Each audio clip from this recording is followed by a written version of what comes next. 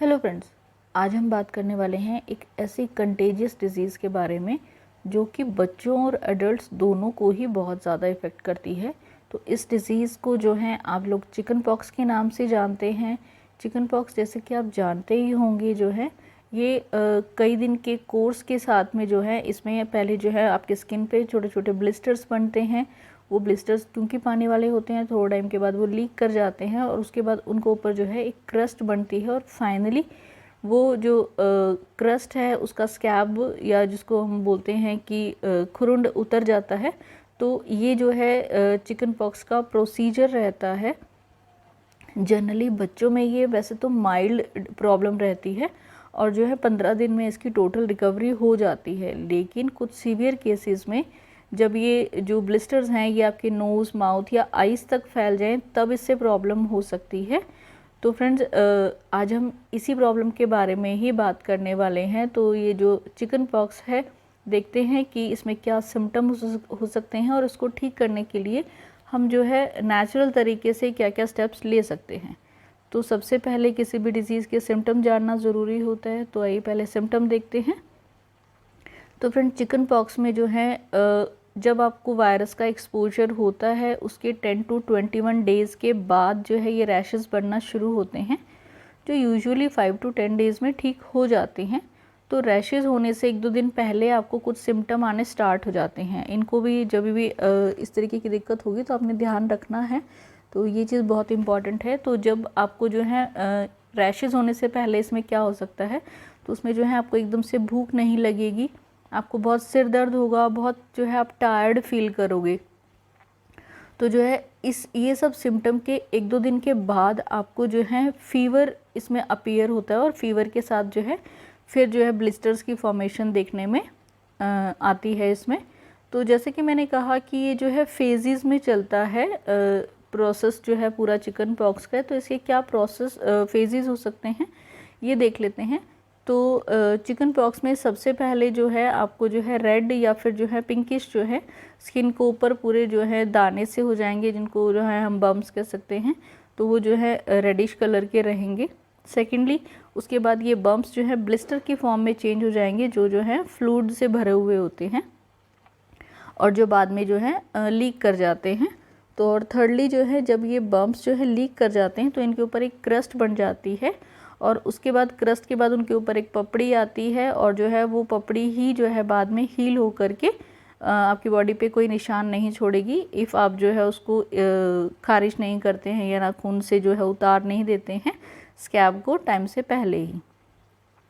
तो इसमें क्या होता है कि ऐसा नहीं है कि ये सारे फेजेस एकदम से होते हैं कि पहले आपको जो है दाने हुए, उसके बाद बम्प्स हुए और उसके बाद जो है क्रस्ट बनी। तो इसमें क्या होता है, नए ब्लिस्टर भी बीच बीच में होते रहते हैं। तो ये पूरा प्रोसेस जो है बम्प्स, ब्लिस्टर और स्कैबिंग का एक साथ चलता रहता है। तो आपको अलग अलग फेज़ इसमें जो है समझ में आना मुश्किल है, लेकिन प्रोसेस जो है इसी प्रकार से होकर के जो है आपका चिकन पॉक्स ने जो है ठीक होना होता है।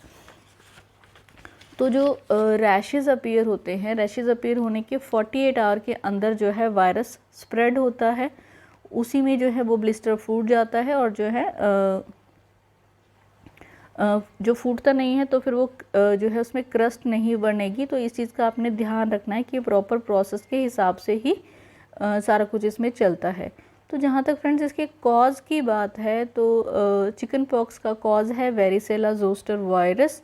तो चिकन पॉक्स जो है इन्फेक्टेड व्यक्ति की जो है खांसी से या छींक से या टच करने से जब उसके आसपास दूसरा व्यक्ति होगा तो दूसरे व्यक्ति में ट्रांसफ़र हो जाता है। इसीलिए कहा जाता है चिकन पॉक्स के व्यक्ति को जो है अलग कमरे में रखना चाहिए। उसके कपड़े, उसके बर्तन, सब चीज़ें जो हैं उतना टाइम पीरियड के लिए आपने अलग रखने हैं ताकि घर में किसी और को ये दिक्कत नहीं हो।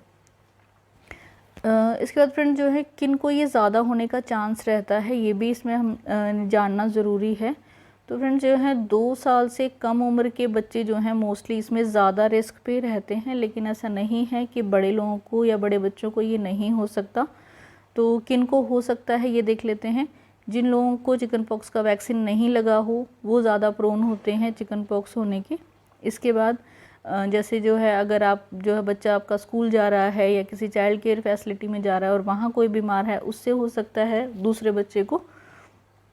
या फिर अगर आपको पहले कभी चिकन पॉक्स नहीं हुआ तो क्योंकि आपकी बॉडी में वो इम्यूनिटी नहीं बनी हुई है चिकन पॉक्स के लिए, तब जो है आप ज़्यादा प्रोन होते हैं चिकन पॉक्स होने के।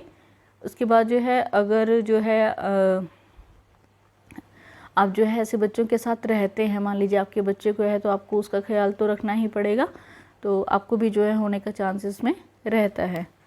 तो फ्रेंड्स ये तो हुआ कि किनको हो सकता है। इसके बाद बात यहाँ ये आती है कि हम क्या प्रिकॉशन ले सकते हैं कि आपको नहीं हो। हालांकि बचना थोड़ा मुश्किल होता है लेकिन स्टिल प्रिकॉशन तो लेना बहुत ज़रूरी है। तो इसमें प्रिकॉशन में सबसे इम्पॉर्टेंट चीज़ है कि आपको जो है अपनी स्किन को स्क्रैच नहीं करना है। सबसे ज़रूरी चीज़ यहाँ यही है। आप गर्म पानी से नहा सकते हैं। अपने जो आपके स्किन पे दाने हुए हैं उन पे जो है कैलामिन लोशन इस्तेमाल करिए, और जो है सॉफ्ट और जो है लूज़ क्लोथ जो है आपने इसमें पहनने ज़रूरी रहते हैं। इसके बाद अगर फ़ीवर है तो फ़ीवर के अकॉर्डिंगली जो है इसका जो है ट्रीटमेंट पार्ट में पैरासीटामोल का इस्तेमाल किया जाएगा। अगर इचिंग है तो इचिंग के लिए आप एंटीहिस्टामिनिक जैसे कि सिट्राजिन इस्तेमाल कर सकते हैं। और सबसे इम्पॉर्टेंट, आपको जो है इसमें बहुत सारा पानी पीना इम्पॉर्टेंट है, तभी जो है आप इससे जो है टाइमली और जो है अच्छे से रिकवर कर पाएंगे। अदरवाइज चिकन पॉक्स के क्योंकि आपको मालूम ही है कि निशान रह जाते हैं अगर आप स्क्रैप करते हैं या जो है ये पूरा प्रोसेस टाइमली पूरा नहीं हो तो फ्रेंड्स इसमें कॉम्प्लिकेशन भी कुछ हो सकती है। वैसे तो कोई इसमें कोई इतनी दिक्कत वाली बात नहीं होती है, लेकिन अगर आप सारी प्रिकॉशंस का ध्यान नहीं रखते हैं तो इसमें जो है कॉम्प्लिकेशन का भी चांस रहता है। तो क्या कॉम्प्लिकेशन हो सकती है वो देख लेते हैं। सबसे पहले इसमें जो है बैक्टीरियल इन्फेक्शन हो सकता है आपके स्किन पे, आपके ब्लड स्ट्रीम में, आपके जो है बोन्स या जॉइंट्स पे, जहाँ जहाँ आपको दाने हुए हैं। तो आपको जो है बहुत ध्यान रखने की इसमें ज़रूरत पड़ती है। बहुत लोगों को जो है इसमें निमोनिया होता भी देखा जाता है। अगर आप पानी नहीं पिएंगे तो आपको डिहाइड्रेशन हो सकती है। इसके अलावा फ्रेंड्स जो है इसमें टॉक्सिक शॉक सिंड्रोम बताया गया है, ये भी इसकी कॉम्प्लिकेशन में आता है। रीज सिंड्रोम हो सकता है, या फिर जो है बहुत ज़्यादा ही अगर कोई दिक्कत इसमें बढ़ गई तो जो है एंसेफेलाइटिस की कंडीशन भी समटाइम्स आ जाती है। तो आपने जो है सभी प्रिकॉशंस का बहुत अच्छे से ध्यान रखते हुए चिकन पॉक्स के ट्रीटमेंट की तरफ आगे बढ़ना होता है। तो आप हर छोटी छोटी चीज़ को जो है अच्छे से समझें, और जो है घर में आपको हो जाए चिकन पॉक्स या आपके घर में किसी को हो जाए, उनका बहुत अच्छे से जो है आपने इसमें ख्याल रखना ही होता है। और इसकी प्रिवेंशन के लिए जो इम्पॉर्टेंट चीज़ है वो एक ये भी है कि आपको जो है वेरिसेला की वैक्सीन जो है लेना इम्पॉर्टेंट होता है। जिसने वैक्सीन नहीं ली हो उनको जो है 2 डोज इसमें लेनी ज़रूरी रहती हैं। अगर बच्चे हैं तो जो है 12 to 15 मंथ, मतलब लगभग जो है 1.25 साल के बच्चे को फर्स्ट डोज लगेगी, और उसके बाद सेकंड डोज जो है 4 to 6 ईयर में जो है सेकंड डोज लगवाई जाती है। लेकिन अगर आपका बच्चा जो है 13 ईयर से ऊपर है तो जो 2 डोज हैं वो 28 दिन के इंटरवल पे आपने कंप्लीट करनी है। तो चिकन पॉक्स की वैक्सीन को बिल्कुल लाइटली नहीं लेना है। तो अगर जिसको लगी है बहुत अच्छी बात है, जिनको नहीं लगी है वो ज़रूर चिकन पॉक्स की वैक्सीन को लगवाएं। अब फ्रेंड्स इसका जो है आयुर्वेदिक पार्ट भी हम देख लेते हैं, वहाँ पर ट्रीटमेंट में को जो है किस प्रकार से आपकी हेल्प करेगा आयुर्वेद में। तो आयुर्वेद में चिकन पॉक्स को लघु मसूरिका से हम कोरिलेट कर सकते हैं, और बेसिकली इसमें भी जो है आयुर्वेद के अनुसार त्रिदोषों की दृष्टि बताई गई है, जिसकी वजह से ये सारा इन्फेक्शन होता है, दाने होते हैं, फिर जो है ब्लिस्टर्स और क्रस्टिंग इसमें बनती है। तो इसके लिए आप क्या जो है हर्बल रेमेडीज़ जो हैं इस्तेमाल कर सकते हैं वो देखते हैं फ्रेंड्स।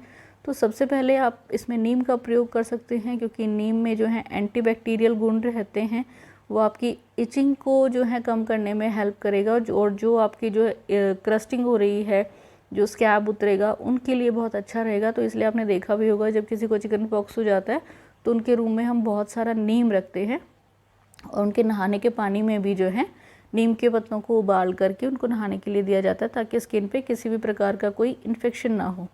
उसके बाद अगर बहुत ज़्यादा ब्लिस्टर हैं और आपको बहुत तंग कर रहे हैं तो आप उस पर शहद का प्रयोग कर सकते हैं। इसके बाद जो है आप इसमें अपनी स्किन की इचिंग और ड्राइनेस को मिटाने के लिए जो है एलोवेरा लगा सकते हैं। और जो है आपको इसमें गिलोय का प्रयोग ज़रूर करना चाहिए। गिलोय जो है आपकी इम्यूनिटी बढ़ाता है, क्योंकि त्रिदोष शामक है, और आयुर्वेद में जो है चिकन पॉक्स में त्रिदोषों की दृष्टि बताई गई है। तो गिलोय का प्रयोग भी जो है इसमें बहुत ही इम्पॉर्टेंट औषधि के रूप में काम करेगा। इसके बाद फ्रेंड्स कुछ आयुर्वेदिक मेडिसिन है, क्योंकि एलोपैथी में मेनली जो है सिम्टोमेटिक ट्रीटमेंट किया जाता है, तो आयुर्वेद में भी जो है उसी प्रकार से हम ट्रीटमेंट की बात करते हैं कि आपको क्या मेडिसिन इस्तेमाल कर सकते हैं। तो इसमें जो है कुछ मेडिसिन के नाम मैं लेना चाहूँगी जो आप ज़रूर इस्तेमाल करें। तो इसमें आप एला आदि अरिष्ट का इस्तेमाल कर सकते हैं। सुदर्शन चूर्ण आपके फीवर के लिए इसमें बहुत अच्छा रहता है। प्रवाल पंचामृत आपके जो है डाइजेस्टिव सिस्टम को इसमें ठीक रखने में काम करेगा। कामदूदा रस का प्रयोग आप कर सकते हैं जो आपके बॉडी को ठंडक भी देता है। इसमें अमृतारिष्ट का प्रयोग जो है आपके लिए बहुत अच्छा रहेगा। तो ये सारी औषधियों का प्रयोग करके और सभी ख़ास तौर से मैं बार बार जो बोल रही हूँ प्रिवेंशन और प्रिकॉशंस को ध्यान में रखते हुए प्रॉपर वैक्सीन को करा के आप जो है चिकन पॉक्स की सभी कॉम्प्लिकेशन से बच सकते हैं। इसको जो है ट्रीटमेंट पार्ट इतना मुश्किल नहीं है, लेकिन जो है सिर्फ आपको जो है प्रिकॉशंस का ध्यान इसमें ज़रूरी होता है कि आप कोई कॉम्प्लिकेशन की स्थिति तक ना पहुँचें। तो उम्मीद है फ्रेंड्स आपको आज की जानकारी पसंद आई होगी। जानकारी पसंद आई है तो प्लीज़ चैनल को लाइक शेयर व सब्सक्राइब कर दें। Thank you so much friends for watching. Stay healthy.